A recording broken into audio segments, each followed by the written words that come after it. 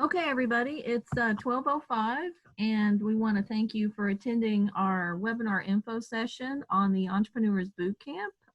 The talk today will last about an hour, maybe less, but our goal is to provide you some uh, information about the program, who we are, and how you can get involved, especially with entrepreneurs in Lexington and around the surrounding area. So we'll just go ahead and kick things off. So this is us. We are the Von Allman Center for Entrepreneurship. We are housed under the Gatton College of Business and Economics on University of Kentucky's campus. Our offices are located in the college, office suite 444. Our director is Warren Nash, myself, and Christine Wilds.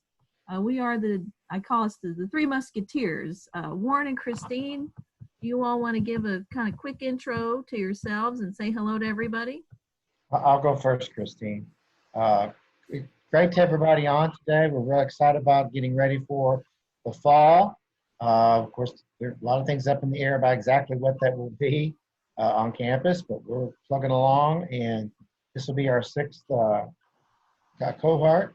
And I've been the director of the Von Allman Center since 2016.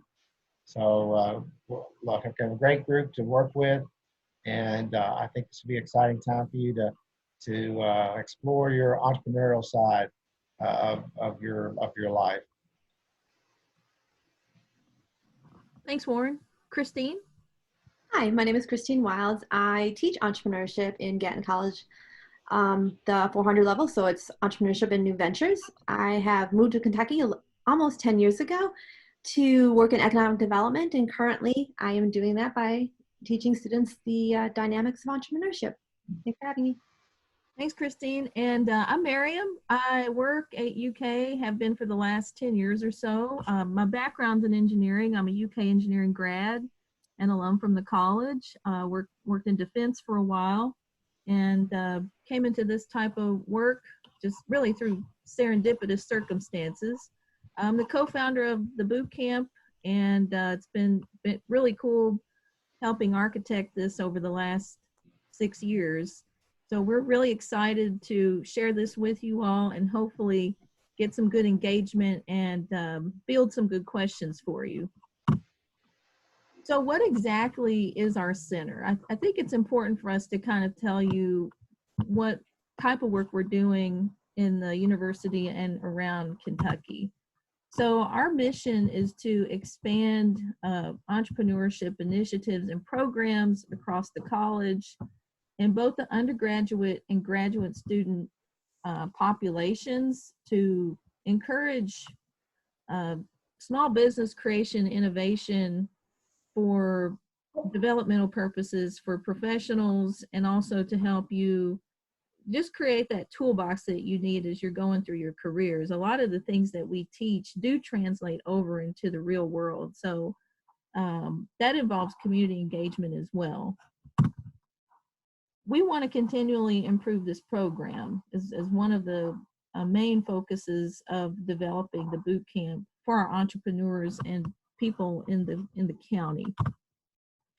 We also do workshops, lunch and learns. We host a lot of networking events. All of this pertains to entrepreneurship with the goal for you to engage with the community leaders and business people that are doing things that can help you propel your ideas forward. And a lot of times it's just about networking, meeting people in the room, especially in the boot camp. You'll be surprised some of the common things you have to talk about and maybe utilize each other's resources. As Warren kind of touched on with the things we're having to experience with COVID, it's going to be challenging for us to assess how to do this virtually if we're not back on campus by the fall, but we'll definitely figure something out. Hopefully we will be, but we'll let you know as we go through this. The other thing we do is pitch competitions. We work with people across campus with Center for Translational Science, College of Medicine. We work a lot with pharmacy. We teach people how to pitch, and we do workshops around that. So our reach is beyond the business school. We hope to touch every person on campus that's interested in business thinking. So this is why you're really here today, to learn about the Entrepreneurs Bootcamp and what exactly it is. So there's actually two pieces to the program. There's a 1.0 in the fall and there's a 2.0 in the spring.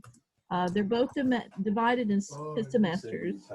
And the idea is to assess and validate the feasibility of a business concept to a business model and provide hands-on experience with real-world projects. So as far as we know, we're the only statewide program that offers this to all students and community entrepreneurs. And I'm going to pause just 1 second. I can kind of hear someone in the background. If you could please mute.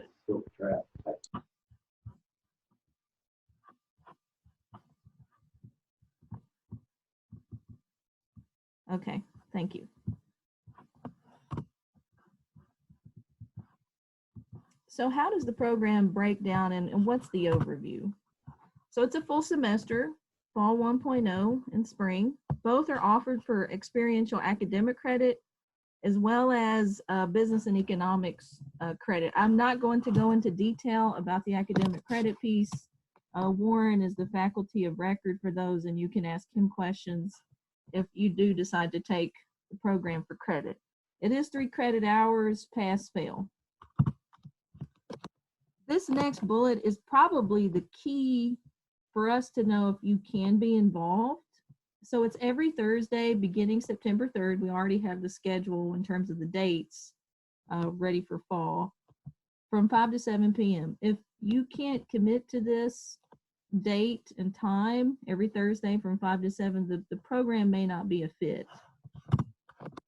It's open to all UK students, faculty, staff, and people in the community. It is free. So that's, we're able to do this through our federal funding.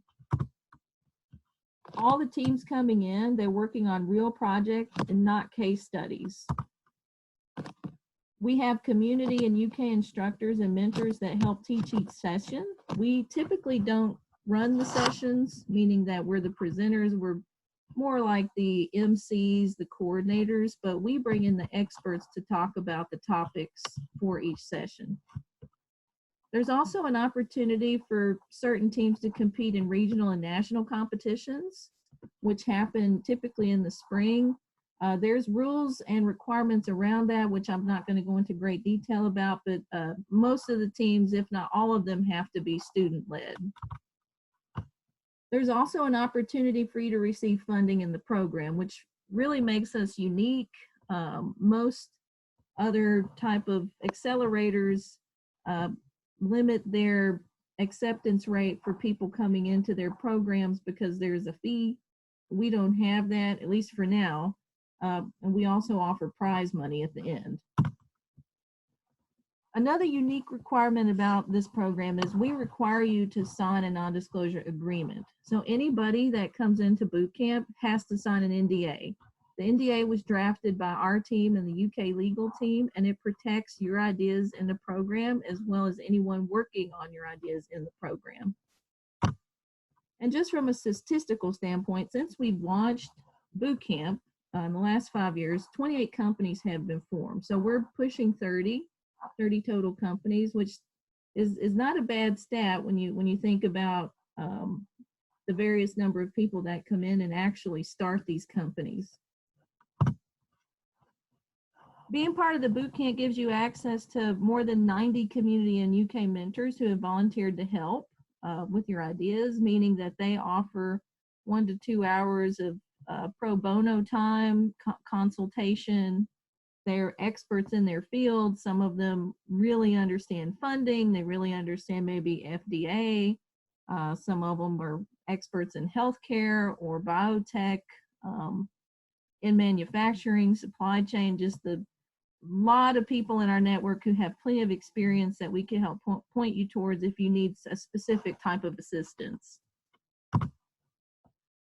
So how does this stack up in terms of the trends for the program? So from left to right, if you can kind of see the color code, in the fall of 2015, we had a small number of teams. We had 60 applicants, but we graduated 35 of those people. And we had 12 teams enrolled, 10 of which graduated. So if you go across the years there, you can see that there's an increase in interest and involvement for people who really want to start their own companies. When we launched the Spring 2.0 Bootcamp in 2019 was the first time we were able to do this, kind of the same trend. We see a lot of interest in the teams that want to continue moving forward. I'll get into how we do that later. But the teams from 1.0 that make it into 2.0 have a pretty good success rate in terms of moving forward and graduating from the program. So now here's probably what you're really interested in is what is involved and how would you participate in something like this? The key is back to what I was saying earlier, you must commit to meeting on Thursdays from 5 to 7. If you cannot, that probably won't work out for you in terms of participating in the boot camp. There's a full application on our website, which we're currently working on publishing our new website, hopefully by today or tomorrow. That application divides your involvement into 2 tracks. So there's 2 ways that you can be involved in the program. You can be a team leader, which you bring your own idea into the program as an entrepreneur. Or if you're not quite ready for that, you can be a team member, which means you can join a team that has an idea and help them foster it forward. So how does this look in terms of the responsibilities? So team leaders are the people who have the new idea that they would like to pursue. They have to commit to being part of our team leader orientation, which is usually in August. We don't have the exact date due to COVID-19, but it's a really fun session. We bring all the team leaders in. We get to have you do your 1-minute pitch, and we give you a packet, and we go through our expectations for you in the program. Each team leader must have a 1-paragraph description and a headshot of their project idea. They must sign the non-disclosure agreement, and they must be willing to add team members or students that are taking the boot camp for academic credit. We do have team leaders sometimes say that they don't want new team members on a team because they brought in their own team. That's totally okay. We just expect that you communicate that with us. So what does it look like for team members? So team members sign up with the idea to help and assist the leaders, but this requires really good communication between the 2 people. Team members need to have a role on the team and provide added value to the group. Sometimes we have team members join a team. They'll come to us and say, hey, you know, Miriam, Warren, Christine, I'm on a team, but I don't really know if I'm adding value. We can actually move you to another team that may need some help. So there's other ways to be involved on teams if maybe the one you're on is not working out. Communication's the key. If something's not working out, tell us. All team members are expected to pitch in the program. So being a team leader doesn't mean you just get on the team, do the group work. You are expected to pitch. And you have no ownership of the team leader's ideas into coming into the boot camp unless you and the lead agree on some type of ownership of those ideas, which we also expect you to communicate that with us. So that gets us into the kickoff of the program. This is probably next to your time commitment and what we expect you to do. Being at the kickoff is the next critical component, and this is why. Because you have to pitch your 60-second elevator pitch at kickoff for all team leaders. This is the opportunity for you to recruit team members in the audience and sell the idea to get those people onto your team. We've had people come into the boot camp and they're like, oh gosh, I have this idea, but I don't know if anyone wants to join me. Well, you would be very surprised what a 60-second sales pitch could do. We've had people who would pitch an idea, and then after the kickoff, they recruited 2 or 3 people. because they made it sound very enticing to the audience, and they got new team members. Something else we want you to be aware of, we are not responsible for recruitment of team members onto teams. That is up to the startup, and in the real world, that's exactly how it works as well. So where does this line up in terms of our attendance policy? Unless you have someone in there, we have someone in there who's enrolled for academic credit, we don't take attendance. That's not how we operate. All sessions are closed to only the bootcamp participants, and no one can sit in unless we approve their participation. So sometimes what happens is we'll have people who say, oh, I'm really interested in entrepreneurship. Can I just sit and watch? And that's not us. That's not bootcamp. People coming into the program need to be participating and actively working on a startup. The program is opt-in, opt-out, with the understanding that this is your startup and your time, and you get back what you put in. If team leaders can't make a session, they must have someone on the team sit in for them. And if a team misses a session entirely, the team is responsible for figuring out what they missed. So that means emailing one of us or talking to another team. Typically work through us. The main thing is we don't micromanage attendance. I kind of like to think of us as the CEOs of the boot camp. We are constantly assessing what you're doing. We're monitoring. The program can be pretty large, so we don't know everyone right away, but we are watching how people are behaving and what your progress is looking like based on the performance and the milestones. We know what work is getting done based on the level of effort put into these presentations. Warren, Christine, and I have been at this for a long time. If you do our combined years of experience, it's probably close to a century's worth of watching people do these things. So as far as attendance goes, we know what's happening and how far you're progressing based on your level of participation. So how does it work for the milestones, and what are those? There are 3 major milestones in the fall. The first milestone is a 5-minute presentation with 5 minutes of Q&A. The second milestone is 10 minutes with 10 minutes of Q&A.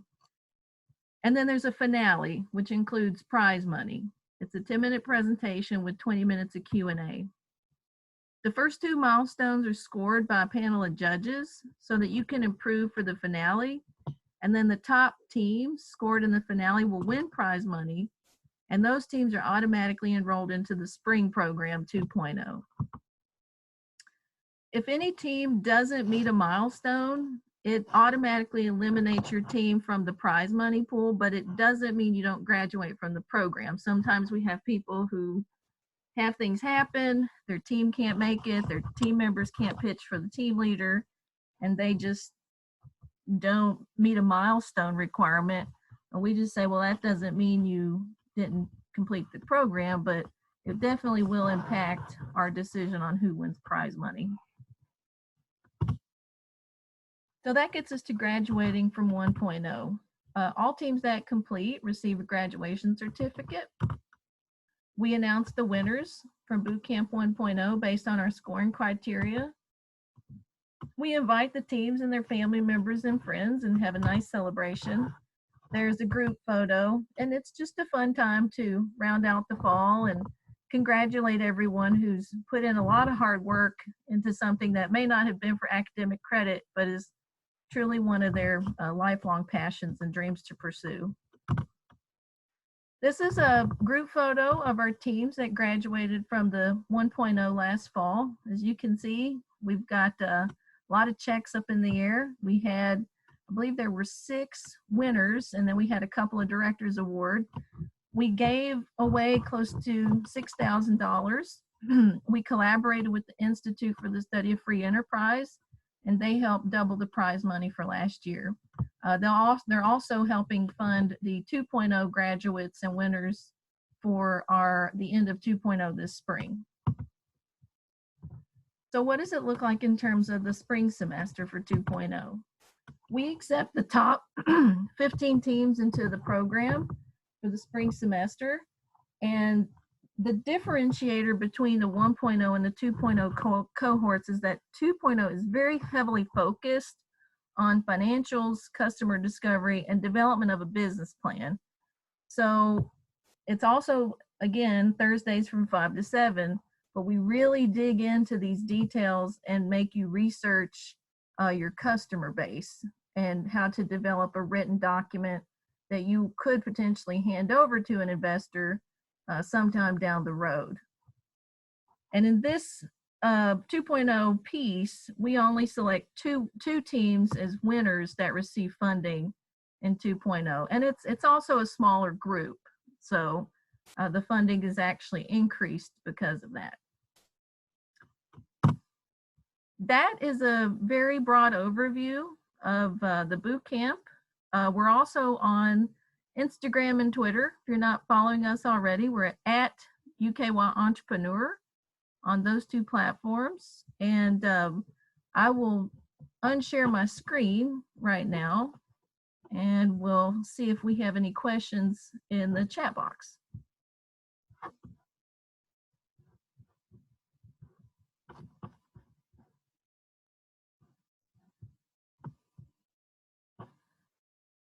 Well, I don't see any questions. Does anyone have any questions? Hey, this is Priyanka. I have a question here. Yes, ma'am. As you said, like Thursday meeting from 5 to 7 p.m. is necessary to do. So is it important to do it like we need to physically present there, or we can do it online? I mean, sometimes. Well, when you talk about presenting, it will probably be for the milestones. So we would require you to do the milestones in person because you're presenting to a panel of judges. For all the sessions, if you can't make, say for example, you can't make session 4 or 5, you have to communicate that with your team leader. Don't communicate that with us. Okay. They are responsible for figuring out how you can best assist them moving forward. Got it.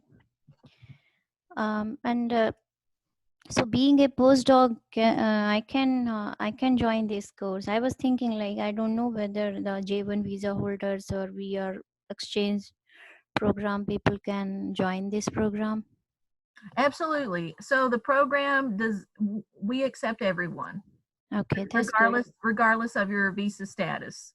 That's good. Yes, I'm actually, Priyanka, I'm glad you brought up this point because in order for a team leader to form a company in the US, you must be a green card holder. So anyone who is planning on being an entrepreneur in the US who doesn't hold a green card to form a company, currently you cannot do that from our understanding.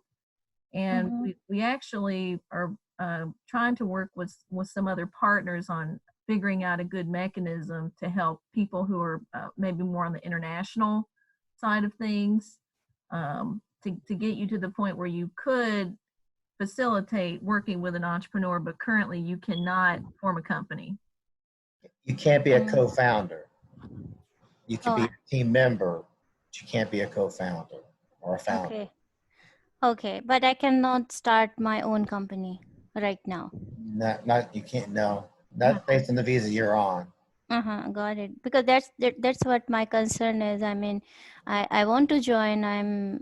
But I was always thinking of my visa status and blah blah. So, as far as if I can be a team member or I can be a co-founder, that's also okay for me. Sure. I mean, at the current visa status. Now, that's something very important at the beginning, I think. No, that's a great point, and I'm really glad you pointed that out. And that's probably something we need to talk about as we do more of these type of info sessions. So thank you. Thank you. It looks like we've got a couple things in the chat box from Jane Proctor. Just to clarify, a team member doesn't need an idea, but willing to work on a team leader's idea. Yes, Jane, that's absolutely correct. this is from Christina. What if your idea has to do with doing work internationally? Example, opening a nonprofit in Southeast Asia. Totally fine. Totally fine. You still are going to take the same steps that anyone else would to form a company, if that's your goal down the road. This is from Getika. Can you give a specific covered in 1.0 session, just like customer discovery, financials, business plan, specific topics? Okay, so you're asking about what do the sessions cover? Everything you hit there in your comment. So in the first session, after the kickoff, we form the teams. In the second session, we do what's called the lean startup model. Is we have a book that we teach this methodology called the lean startup from an author named Eric Ries. We teach that whole methodology, and then by session 3, we go into the business model canvas. Christine teaches that. She does a great job, and you form your business models in session 3. Session 4, we usually bring in guest speakers to talk about maybe market analysis, industry analysis. How do you look at your market segments for your ideas? And then by session 5 or 6, you are doing your 5-minute presentation, the first milestone. So within 6 weeks, you are pitching. Oftentimes what happens is by the 5th or 6th week, we usually see lots of engagement, and then we see people kind of dropping out, just because I think their schedules get very busy. But by week 5 or 6, you are presenting, and then we do customer discovery. We actually took out financials in 1.0 because what we discovered was it's a very broad topic to teach, and not everyone coming to the program has financial background. So we have substituted that with other entrepreneur stories. We bring in experts to talk about how they got investment, share their stories, maybe some of the things they wish they knew, going through this that they know now but didn't know then. And then we have the second milestone, which is the 10-minute pitch. So it goes pretty quickly. Okay, I think I covered all the questions in the chat box. Does anyone else have a question? Thanks, Miriam. I had 2 more questions in that regard. So it seems like with the team leaders, it's quite clear what the expectations are. But for team members, how does criteria for them graduating 1.0 and 2.0 differ from that, or is that dependent on the progress of the project? That's a great question. So the question is, does graduation from 1.0 or 2.0 as a team member depend on the progress of the project? The short answer is yes. So if you're coming in as a team member and you're helping an entrepreneur, say in 1.0, and then you decide maybe halfway through, I'm really not that passionate about this project, and maybe you're having some issues with the team leader, you need to tell us quickly, because we will move you to another team. Sometimes we'll have team members decide to start their own idea midway through. That's really rare, but we usually talk to you about it to see where you are, and if you can continue with that level of responsibility, we will allow it. So yes, it does depend on the progress of the project as a team member, but you can change if you desire. Okay, thank you. Sure.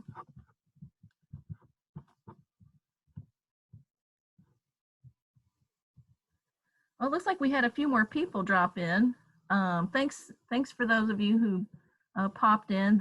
Just so you know, the session is being recorded, so this will be posted. We'll send out an email with the link. Okay, we've got a question from Jenny in the chat box. Do any team members from 1.0 join a winning team in 2.0? Well, they could. Not opposed to that. So, Miriam, I think it'd be up to the team lead whether they would come on, but that's always a possibility. let's see. So Jenny says, for example, if their team did not make it, but they want to move on to another winning team. Yes, we actually had that happen this past fall. There was a team that didn't move on, but they wanted to continue. And actually, she was a boot camp alum. She had been in the program 3 times as a team member. So we totally were okay with that. Kind of a serial entrepreneur as well, so we didn't want to lose her expertise. This question is from Crystal. When you say presentation, what does that mean? Who is the target audience and the purpose of the presentation? So thank you for that question, Crystal. So when we say presentation, that would be the presentation in your milestone pitches. So you would do a 5-minute presentation in the first milestone, and then a 10-minute in the second milestone, and then the finale would be another 10-minute. So it will be a pitch deck. Who is the target audience and the purpose of the presentation? The target audience would be, it's actually a panel of judges and hopefully your customer. So you would present this in a way that your target audience would be really meant for people wanting to invest in you. So trying to sell your product or your service. And that would be the purpose of the presentation. Jenny says, thanks. You're welcome. I hope that answered Crystal's question.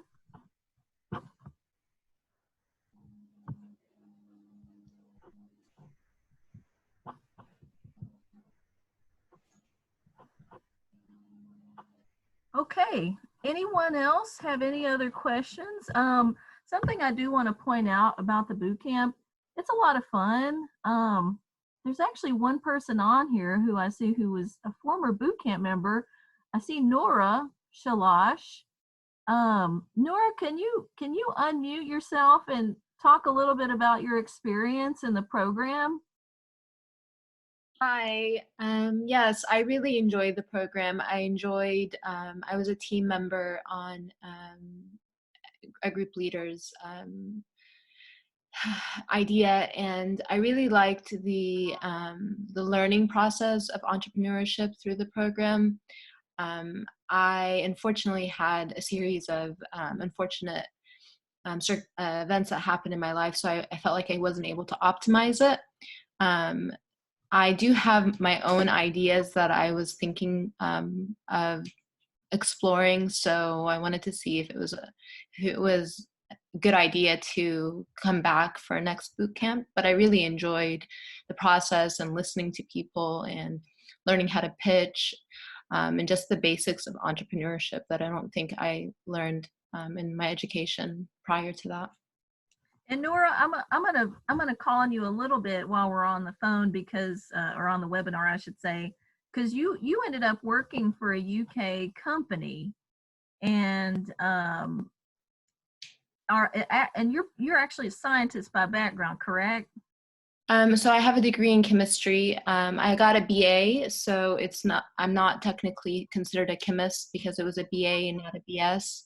I was familiar with UK because I used to work with a company that had an office in the Aztec building, but they weren't technically with UK, but they worked. They rented out an office in the Aztec building. And I remember when Nora came to see us about joining as a team member, learning all these skills in the program, I think really helped kind of translate into other things, down the road in her career. So we got to really, understand kind of her needs and where she wanted to see this going. But yeah, so glad you want to come back and bring in an idea. That's awesome. So you all are also going to meet people who have been through this before, and you can utilize their skill sets.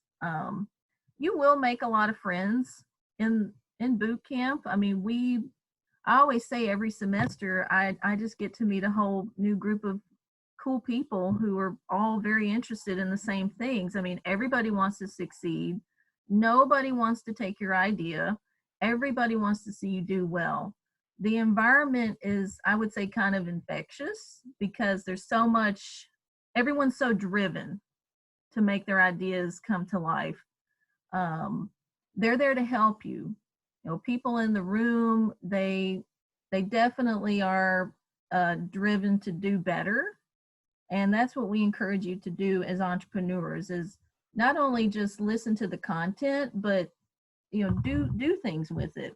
Learn how to pitch, learn how to build your confidence, learn how to talk to people you may have never been able to talk to at your current jobs or life situations. I mean, we have people in the room 18 years old all the way to, what do you all think, like 60s and 70s?